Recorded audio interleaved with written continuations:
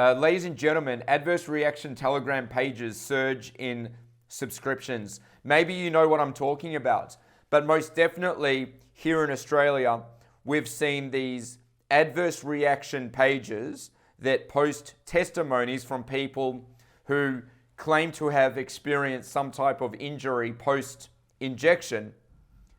These pages are blowing up. They're growing at an exponential rate. So it sort of leads us to ask a few questions. Now, we cover the TGA Vaccine Weekly Safety Report here on the MCJ Report. I've said it before and I'll say it again. This report is not comprehensive and it does not paint a realistic picture of the probability of experiencing some type of adverse event post-immunization. Here in the safety report, they love to boast about how many doses have been administered. So we see in Australia now, we have over 30 million doses, okay? Indicating, of course, that many of those are comprised of a second dose. But right next to this figure, what do we see? Total adverse events following immunization received. We compare the 70,000 next to the 32 million. 70,000 is not a big figure percentage-wise. We know based on the information, however, from Ausvac's safety, which is very limited, by the way, the reported adverse event following immunization from that particular entity is roughly 45%. Okay, and that's based on surveys that were returned only 3 days post-immunization, therefore not accounting for adverse reactions that took place beyond 3 days, which we know is common. Okay, so if we're looking at closer to 50%, well, you can do a bit of maths on the spot. You don't need to be a genius. What's 50% of 32,000 and a bit, right? It's about 16. It's 16 million, sorry. What am I talking about? 32 million, what's half of that? 16 million. All right, a little bit higher, right? A little bit higher than 72,000. All right, the TGA will say, yes, but these are only the reports received. Well, why has there only been that many? We know the truth. We know the nature and understand the balance of probability when it comes to an adverse event post-immunization in relation to these COVID injections, but the TGA will just put whatever out there. And maybe I shouldn't say willingly, maybe not on purpose, maybe not. But what I can tell you is that the Australian people have been robbed of any sense of informed consent. Okay? Non-comprehensive reports from the TGA which hold tremendous likelihood to deceive and mislead, coupled with coercion, manipulation, and threats from the government. And what are we left with? What are we left with when it all boils over? I'll tell you what we're left with. We're left with Telegram groups comprised of thousands of voiceless people who have been abused, forced, manipulated, coerced by the government, coerced by their employers, and then ignored by the media and the government after they experienced an injury, an adverse event. So where do they go? They go to Telegram. What an absolute disgrace our society has become.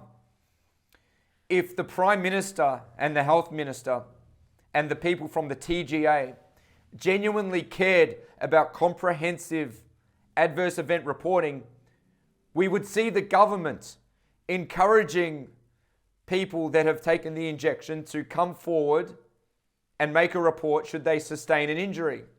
When was the last time you heard the Health Minister, Greg Hunt, encourage people to come forward? The way I see it is there is a reason for everything in life. There's a reason why early on Greg Hunt said the vaccines are safe and effective. There's a reason why he's not calling for people to report their injuries. There's a reason why Scott Morrison lulled the nation into a false sense of confidence last year in relation to mandatory vaccinations. Remember what he said? He said, we won't hold you down and make you take it, right? We won't hold you down and make you take it. We'll just remove you from society, get you fired from your job, and put you in a position where you can't provide for your family. And on top of that, you'll be treated like an absolute piece of rubbish and barred from participating in basic activities, including but not limited to going shopping. And you still have there's still Australians out there that say, isn't our government just great? Yeah, we love bending at the knee. So there's a couple of groups that I've been monitoring, just keeping an eye on. Look at this, mRNA death toll, over 30,000 members, Telegram. COVID-19 vaccine reactions, over 30,000 members. COVID vaccine injuries, over 70,000 members. Frontline workers speak out, based in Australia, close to 60,000 members, right?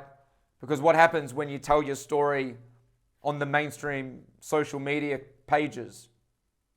You get censored, you have your account blocked, you're a spreader of misinformation. You're a counter-revolutionary, that's right. You're opposing the medical experimental revolution, and you need to be shut down because that's simply what happens in an effective dictatorship. Dissent is squashed, free speech is stifled, those who oppose, those that bring objective arguments to the table, they're shut down. And I don't care what anyone says, that's what's happening in this country. That's why if there is one thing you do next election, put Labor, Liberal, Nationals and the Greens at the absolute bottom of the ballot paper. If that's all that you do, use your vote wisely. Democracy is the last weapon we have.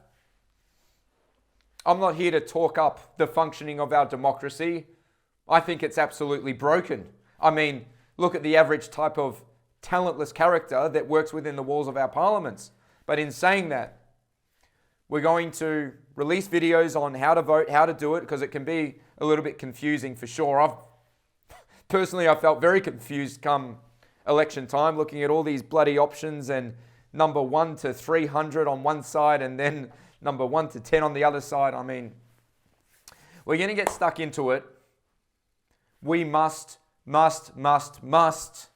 do everything we can to try and get these unpatriotic, talentless people out of Parliament. We have to do it. We have to do it.